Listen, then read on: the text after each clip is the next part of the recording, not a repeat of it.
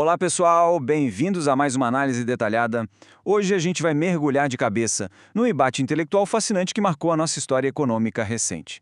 Vamos desmistificar o icônico Plano Econômico de 1994 do Enéas Carneiro, mas faremos isso por uma lente bem específica, a ótica da Escola Austríaca de Economia, com base num texto do Instituto Mises Brasil. O nosso foco aqui não é defender lado A ou B. A ideia é usar essa análise para entender, na teoria, o choque gigantesco entre duas visões de mundo completamente opostas: o intervencionismo nacionalista de um lado e o capitalismo de livre mercado do outro. Nossa agenda de hoje é super direta. Vamos passar por 1. O plano de Enéas. 2. O papel do capital estrangeiro. 3. O impacto das privatizações. 4. O famoso cálculo econômico de Mises. 5. Algumas soluções liberais para a saúde. E, por fim, o grande debate entre centralização e liberdade econômica. Então, bora começar? Seção 1. O plano de Enéas, seu contexto e suas origens. Para a gente entender de verdade qualquer plano econômico, precisamos voltar no tempo.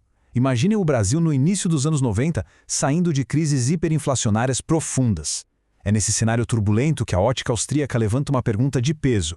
Será que um projeto focado numa extrema centralização estatal teria destruído o país? Essa é a grande questão que vai guiar a nossa análise. E para responder a isso, a gente precisa olhar para a figura do autor. O Enéas Carneiro é lembrado hoje com muita nostalgia por boa parte do público. E dá para entender perfeitamente o porquê. Vindo de origens super humildes, ele construiu um currículo absolutamente impecável. Ele era médico cardiologista, físico, matemático e militar. Uma baita história de superação pessoal. Contudo, foi exatamente essa trajetória e a forte disciplina militar que moldaram uma visão de mundo muito singular. O Manifesto do Prona, lá em 1994, era carregado de elementos fortemente nacionalistas e antiliberais, colocando o Estado como grande coordenador intocável do destino do Brasil. Passando para a seção 2. O capital estrangeiro. A batalha macroeconômica. Aqui a coisa começa a esquentar. O papel do capital externo na economia é um divisor de águas. De um lado, temos o plano nacionalista do Enéas, que queria basicamente eliminar os investidores que ele chamava de especulativos. A ideia dele era centralizar toda a economia no Estado para fugir da dependência do FMI, porque ele viu o Brasil apenas como um refém que comprava tecnologia estrangeira. Mas, do outro lado, a crítica da escola austríaca entra com tudo. Para a ótica liberal, culpar o investidor estrangeiro era errar feia no diagnóstico. A verdadeira culpa pela fuga de dólares estaria nas políticas do próprio Banco Central brasileiro na época.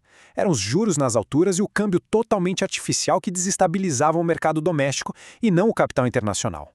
Isso fica cristalino quando a gente entende os 3 pilares austríacos para o desenvolvimento industrial que são poupança real, investimentos de longo prazo e a expansão contínua do capital. Pensem bem, na prática, nos anos 90, as taxas de juros astronômicas no Brasil faziam com que fosse muito mais vantajoso deixar o dinheiro parado em aplicações financeiras do que arriscar investindo em produção. Geravam um acúmulo financeiro gigante, claro, mas zero poupança produtiva. E sem crédito barato, as indústrias tinham que encurtar seus ciclos. Resumindo a visão liberal, foi a própria política econômica interna que asfixiou a nossa indústria. E isso nos leva à seção 3, o impacto das privatizações. Soberania versus eficiência de mercado. Agora, o que é realmente interessante neste ponto é ver como os objetivos de cada lado batem de frente.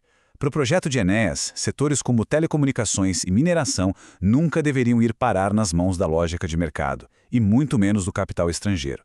Telecomunicações significava controlar a informação nacional e mineração era a base estratégica intocável. Só que, sob a lente liberal, não existe essa história de vocação errada para a exportação. A análise austríaca argumenta que a exploração desses setores deve ser guiada por algo muito mais pragmático, a estrutura de preços e as preferências de quem consome. Para eles, é o mercado que garante a alocação mais eficiente dos recursos. E o material nos traz dados práticos do mundo real para ilustrar isso. Pegando o setor de telecomunicações. Antes, quando era controlado pelo Estado, ter uma linha de telefone custava uma fortuna, era um verdadeiro luxo. Com a abertura de mercado que veio depois, os custos despencaram absurdamente para a população. Outro exemplo gigante é a Companhia Vale do Rio Doce. Quando era nacionalizada, ela tinha limitações claras.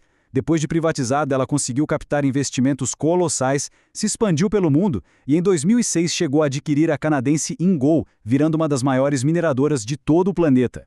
Vamos para a seção 4. O cálculo econômico de Mises, planejamento central versus decisões privadas.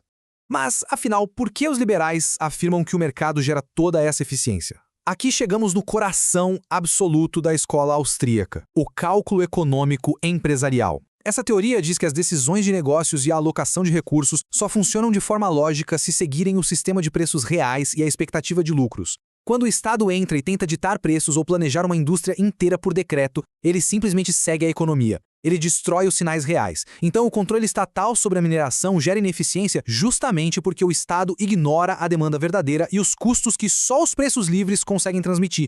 A lógica toda se resume ao pensamento genial do Ludwig von Mises. A essência é a seguinte: um empreendedor não levanta da cama de manhã para cumprir um plano nacional. Ele toma decisões baseadas no lucro que ele espera ter, olhando de forma muito prática para os preços de mercado. E a grande sacada da visão liberal é que, ao buscar esse lucro individualmente, essas milhares de decisões acabam, de forma orgânica e quase acidental, otimizando toda a distribuição de recursos da sociedade. Saindo da macroeconomia, entramos na seção 5. Soluções liberais na saúde. Um exemplo microeconômico prático. Vamos falar de um problema que todo mundo conhece: a má distribuição de médicos nas regiões mais pobres do Brasil. O Enéas notava perfeitamente que sobrava profissional nas capitais e faltava no interior. A solução dele?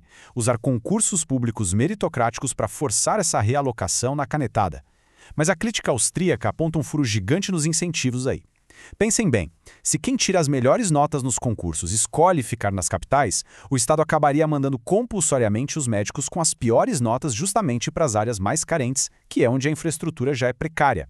A alternativa liberal, em vez disso, foca em usar os próprios incentivos de mercado para atrair esses médicos naturalmente.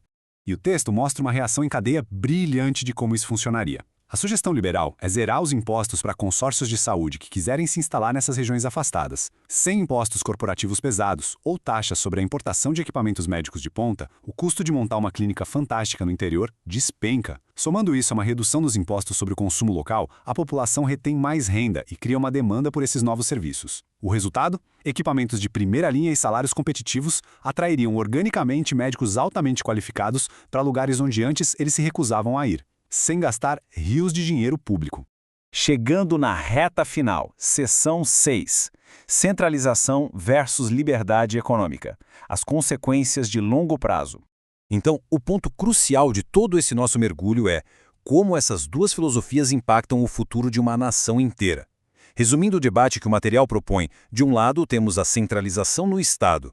O discurso de proteger a soberania pode até soar cativante, mas os teóricos austríacos alertam que isso inevitavelmente distorce os sinais de mercado, levando a uma péssima alocação de recursos e causando uma estagnação severa no longo prazo. Do outro lado, a tradição liberal argumenta com firmeza que a liberdade econômica e a mobilidade de capital são, de fato, as verdadeiras forças de um país. Elas atraem desenvolvimento sustentável porque constroem tudo o que um investidor procura: segurança institucional e um ambiente previsível. E para encerrar, a análise deixa uma reflexão final que é de explodir a cabeça. O Brasil recentemente surfou numa onda gigante de crescimento, muito impulsionada pela exportação de commodities para o mercado global livre. Mas a grande provocação é o que seria do nosso país se a gente não tivesse surfado nessa onda. Sem esse motor internacional de trocas voluntárias e sem a liberdade de integrar nossas indústrias ao mundo todo, onde estaríamos hoje? Fica aí essa excelente pergunta para a gente refletir sobre as verdadeiras engrenagens do nosso desenvolvimento. Agradecemos muito a quem nos acompanhou nessa explicação do material de hoje e até a próxima.